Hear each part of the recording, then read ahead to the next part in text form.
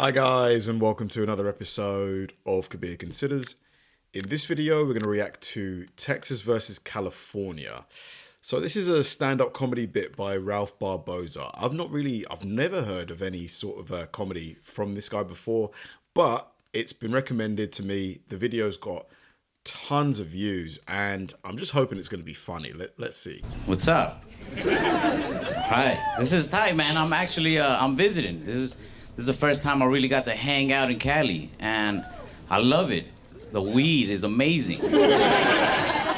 You guys did to weed what white people did to hip hop. You gentrified it and you got rich off of it, and I love it. I'm really liking it. Weed is so like legit here. Like it's like officially legit. Like I bought it and the package even had a warning label on it. It says, use with extreme caution. I was like, dude, I'm from a state where people still go to jail for weed. Trust me, I've been using with extreme caution. I came here to not use caution. It's cool, man. I'm really enjoying it. My buddy was telling me, though, he's like, yeah, a lot of people still don't buy from dispensaries. They rather go to a dealer because dispensaries tax so much. So there's actually been an increase in drug dealers' profits, you know, which proves like the only thing us Americans hate more than drug dealers is paying taxes. At least we know where the dollar's going, right? Mexico. Nah. But it's cool, man. Texas has not legalized weed. We've been asking them to, and they just gave us more guns. We legalized open carry. We were like, we just want to carry weed. They're like, how about carry a bazooka? I was like, I don't want to. It's like, no license needed. We don't need a license. We just carry guns out in the open. But I like California style better. You guys were like, let's make it easier for people to smoke weed. And Texas was like, nah, let's make it easier for people to smoke other people.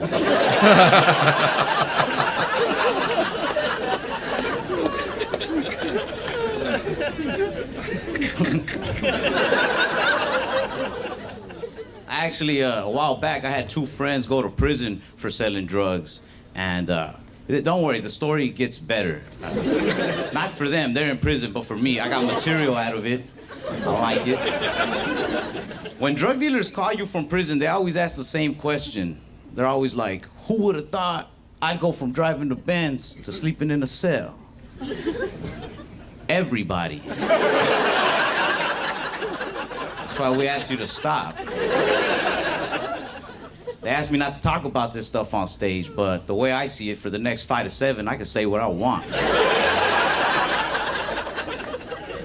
When they were dealing like small-time drugs like weed and stuff, we didn't really care. But when they started moving to heavier things, we sat down, one of our friends, and we had like a real serious talk. Like, hey man, don't go down this route, because nobody wants to see you get, locked up or killed. And then he started taking us out to eat to really nice restaurants. And we were all just like, heroin's not that bad.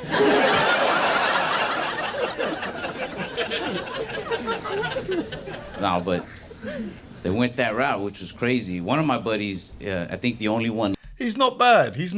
What do you guys think? I think he's pretty good so far. left, I guess, he stayed on the straight and narrow.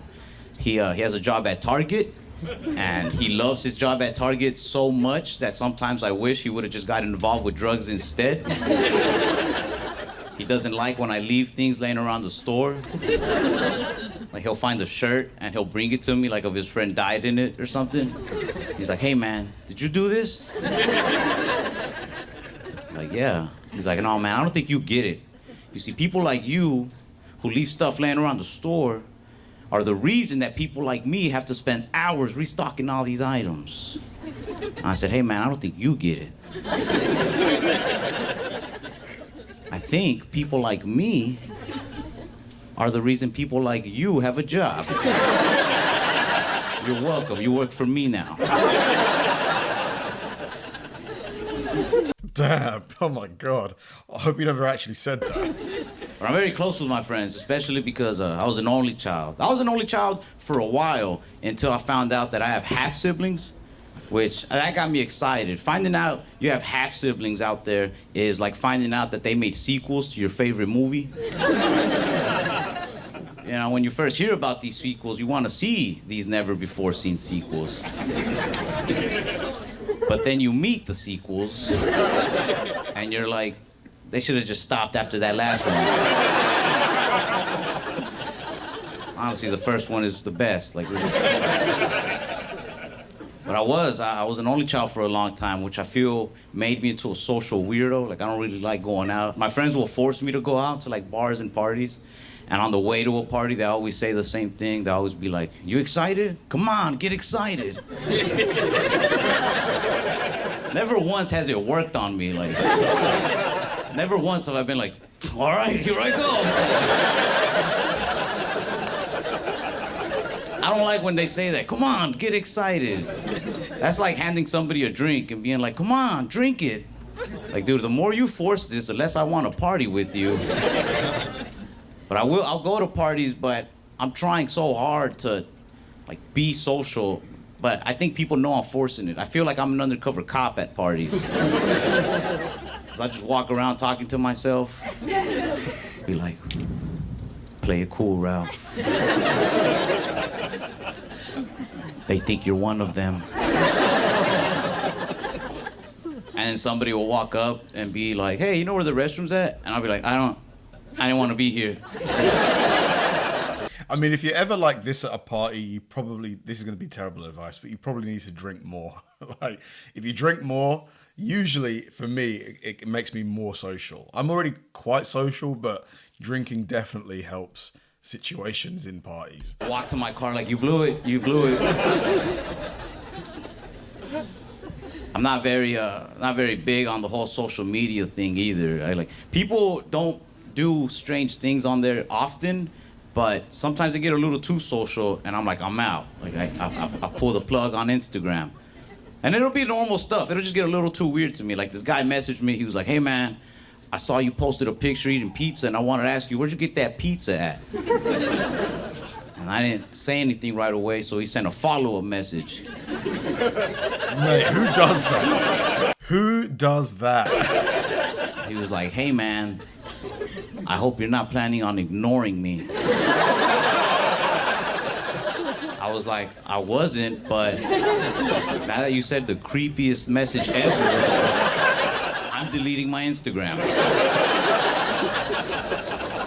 Oh my God. But sometimes people just get straight weird. Like, one guy sent me a message on Instagram, and I never opened it. So then he sent me the exact same message again on Facebook. That's like if you hit on a girl, she rejected you, and then you went home and changed your shirt and hit on her again. Now you're just weird in two different colors. I see a lot of girls post their Cash App on Instagram. Yeah, they want. People do that? They just put their Cash App on there, like, in case people want to give them money. Wow, I've never seen that before. Don't even post naked. They'll just post their Cash App, like, "Hey, in case anybody wants to send money." Which I don't think there's anything wrong with that. There's just this one girl that I didn't like. She posted her Cash App, and then under it said, "Don't be one of those lame guys who only sends like $4. I didn't even know her, but that made me so mad. I sent her a message. I was like, "Hey, I'm gonna need my $4 back."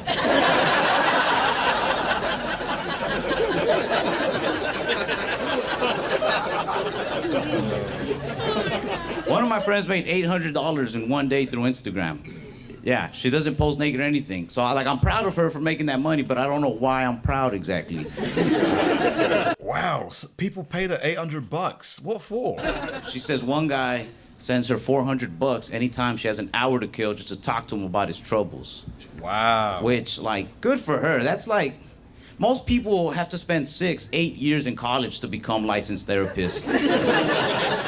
She skipped it. Her license is like a cute selfie and her cash tag under it. That's her therapy license. That's the equivalent of going straight to the NBA right out of high school. That's why, like, don't get me wrong. I definitely do believe men, women, equals. I just don't think we're equal all the time. If I had to bet money on a dunking contest, well, I'm sorry, I'm gonna put my money on men. But if I had to bet money on like a post your Cash App and see who sends you the most money contest.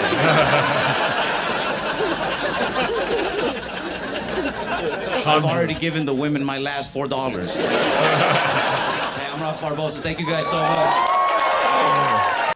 Not bad, not bad, not bad. Yeah, that wasn't bad. I like that. I like that. Some of the jokes were definitely better than the others, but I would say, yeah, it was pretty good, to be fair. Like the money thing. Like, I don't know any guy that could just put a Cash App link and get $800 sent to him. It just would not happen. Like, it just wouldn't happen. Thanks for watching, guys. If you enjoy my videos, please help me out by liking and subscribing.